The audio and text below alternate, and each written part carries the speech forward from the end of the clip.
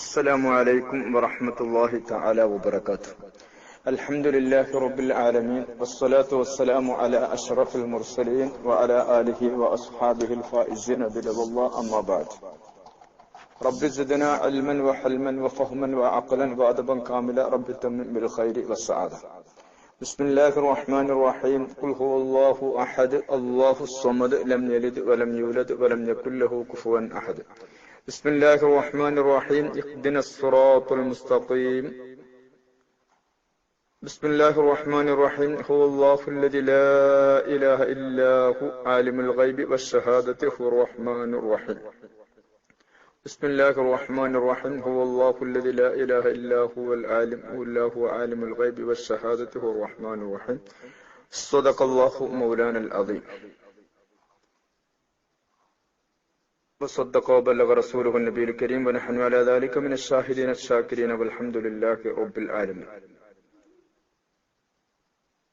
ഏറ്റവും ബഹുമാനം ആദരവുകൾ നിറഞ്ഞ ഫിഖ്ഹ് മസല ക്ലാസ് റൂമിനെ നയിച്ചുകൊണ്ടിരിക്കുന്ന അഡ്മിൻ ഡെസ്ക് കൈകാര്യം ചെയ്യുന്ന ബഹുമാനികളെ, അതുപോലെ അസ്സുആലു വൽ ജവാബ് നയിച്ചുകൊണ്ടിരിക്കുന്ന അഡ്മിൻ ഡെസ്ക് കൈകാര്യം ചെയ്യുന്ന ബഹുമാനികളെ, ഖുർആൻ ഹദീസ്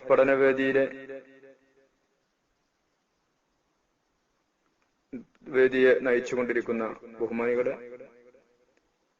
അതുപോലെ ലേഡീസ് ഗ്രൂപ്പിന്റെ അഡ്മിന്മാർ, അതിനെ നയിക്കുന്ന ബഹുമാനികളെ, പ്രത്യേകിച്ച് നമ്മുടെ ഗ്രൂപ്പിലൊക്കെ നമുക്ക് താങ്ങും തണലുമായി നിൽക്കുന്ന അഹ്ലുൽ ബൈത്ത്, അതുപോലെ പണ്ഡിതന്മാർ, അഭ്യസ്തവിദ്യരായ ബഹുമാനികൾ, വേണ്ടപ്പെട്ട സഹോദര സഹോദരിമാരുണ്ട്. നമ്മുടെ ക്ലാസ് ശ്രദ്ധിച്ചുകൊണ്ടിരിക്കുന്ന ഒട്ടനവധി ആളുകളുണ്ട്. ഈ പറയപ്പെട്ട ആളുകൾ അല്ലാതെ തന്നെ പല ഗ്രൂപ്പുകളിലായി തുല്ലാര ഹിദായ കൂട്ടായ്മ എന്ന ഗ്രൂപ്പ്, അതുപോലെ തന്നെ ഇന്ത്യൻ ഇസ്ലാമിക് ഗ്രൂപ്പ്, ഒരുപാട് കൂട്ടായ്മകൾ നമ്മളോടൊപ്പമുണ്ട്. എല്ലാവരെയും ആദരപൂർവം മുന്നിൽ കാണുന്നു. യഥാർത്ഥത്തിൽ ഇപ്പോൾ ഈ വോയിസുമായിട്ട് വരുന്നത്, അല്ലെങ്കിൽ ഈ ഒരു ക്ലാസ്സുമായിട്ട് വരുന്നത് കുറെ ദിവസങ്ങളായി നമ്മുടെ ഡെസ്കിലൂടെയൊക്കെ, നമ്മുടെ ക്ലാസ് റൂമിലൂടെയൊക്കെ വന്നുകൊണ്ടിരിക്കുന്ന അല്ലെങ്കിൽ കേട്ടുകൊണ്ടിരിക്കുന്ന, ചിലപ്പോഴൊക്കെ, എപ്പോഴുമില്ല, അല്ലാഹു റബ്ബുൽ ഇസ്സത്ത് സുബ്ഹാനഹു വ തആലയുടെ ആസ്തിക്യത്തിൽ വരുന്ന ചില എവിടെ നിന്നൊക്കെയോ കയറിക്കൂടിയ ചില സംശയങ്ങൾ, യഥാർത്ഥത്തിൽ അത് ബന്ധപ്പെടുന്നത് ഖളാ ഖദറിനോടാണ് താൻ. ആ ഒരു വലിയ വിഷയം, അല്ലെങ്കിൽ നമുക്ക് പെട്ടെന്ന് മനസ്സിലാക്കാൻ കഴിയുന്ന ഒരു വിഷയം, അത് ഒറ്റവാക്കിൽ ഏതൊരു വിശ്വാസിക്കും മനസ്സിലാക്കാൻ കഴിയുന്ന ഒരു സത്യമാണ്. അത് കൂടുതൽ ആലോചിക്കേണ്ടതില്ല, എന്നാൽ കൂടുതൽ ആലോചിക്കേണ്ട വശവും അതിൽ ഉണ്ട്. അതില് തെന്നി മാറേണ്ടുന്ന വിഷയവും ഇല്ല. ഖുർആൻ അത് വളരെ വ്യക്തമായിട്ട് പഠിപ്പിച്ചു തന്നു. മഹാനായ റസൂലുള്ളാഹി സ്വല്ലല്ലാഹു അലൈഹി വസല്ലം തങ്ങളും ആ വിഷയം പഠിപ്പിച്ചു തന്നിട്ടുണ്ട്. അപ്പോൾ കുറച്ച് ദിവസങ്ങളായി നമ്മുടെ ഫിഖ്ഹ് മസല ക്ലാസ് റൂമിലെ ഒരു അഡ്മിൻ തന്നെ, റഷീദ് മുനമ്പം എന്ന് പറയുന്ന നമ്മുടെ ഒരു സഹോദരൻ, അദ്ദേഹത്തിന്റെ നിർദ്ദേശപ്രകാരം പല ക്ലാസ്സുകളും നടന്നു. അതുപോലെ മറ്റു അഡ്മിൻസിന്റെ നിർദ്ദേശപ്രകാരവും പലതും നടന്നിട്ടുണ്ട്.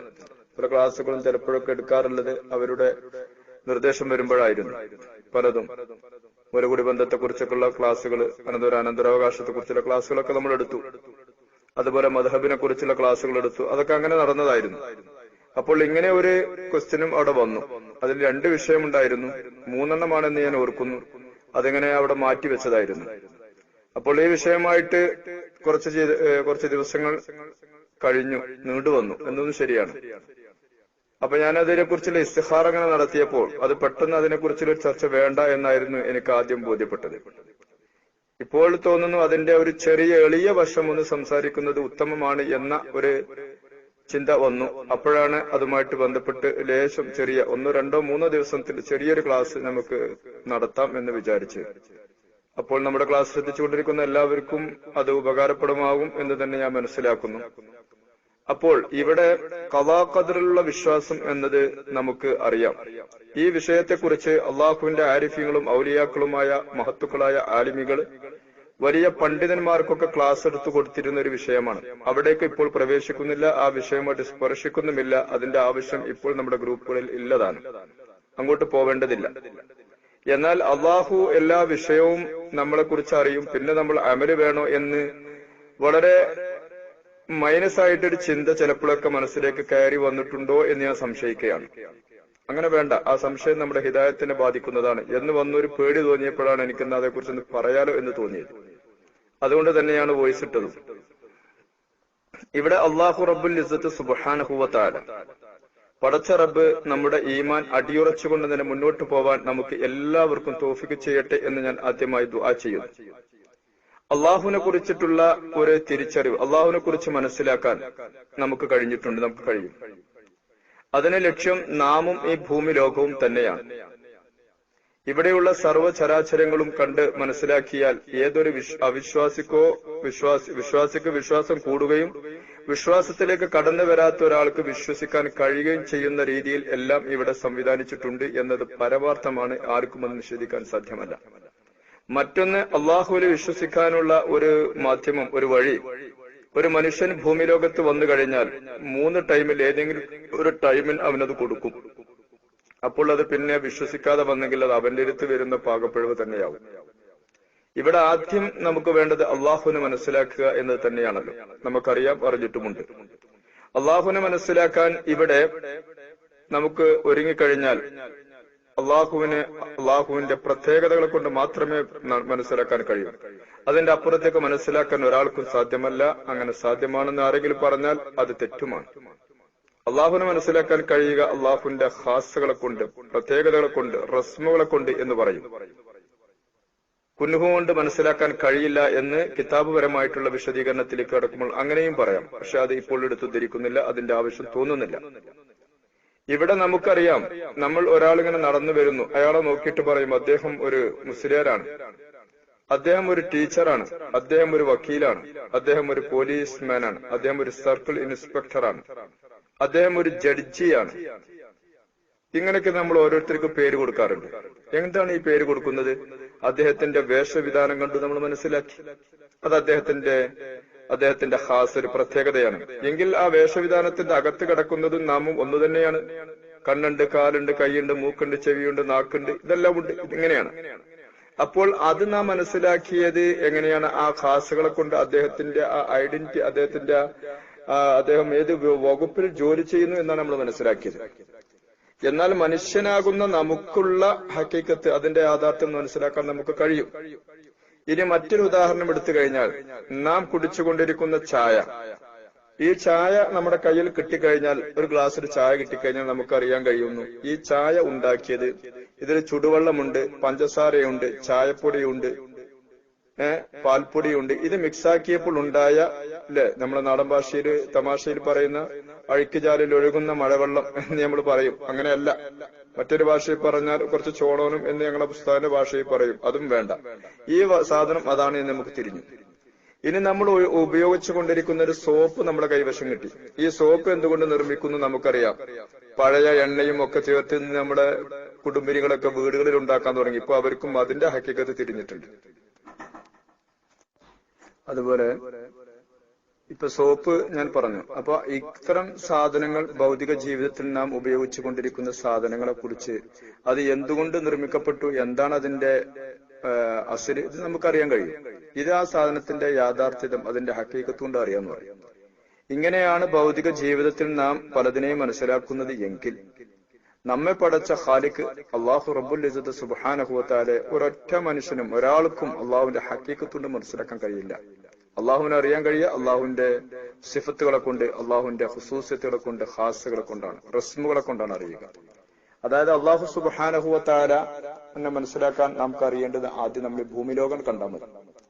ഈ നാം വസിക്കുന്ന ഭൂമി, ഈ ഭൂമി കാണുമ്പോൾ നമുക്ക് മനസ്സിലാക്കാൻ കഴിഞ്ഞു, അള്ളാഹുവിനെ മനസ്സിലാക്കാൻ കഴിഞ്ഞു. കാരണം ഇത് ഇവിടെ കാണുന്ന ഒരൊറ്റ ജീവജാലങ്ങളെ കൊണ്ട് ഉണ്ടാക്കാൻ കഴിയുന്നതല്ല. ആ ഭൂമിയിലുള്ള സമുദ്രങ്ങൾ നമ്മൾ കാണുന്നു, പർവ്വതങ്ങൾ നമ്മൾ കാണുന്നു.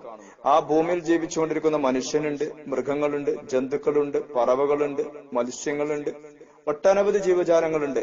സർപ്പം, അതുപോലെ തന്നെ കാട്ടുകഴുത, അതുപോലെ തന്നെ ആന, അതുപോലെ തന്നെ കരടി, മുയൽ പോലുള്ള സകല വസ്തുക്കൾ നിങ്ങൾ ആലോചിച്ച് നോക്ക്.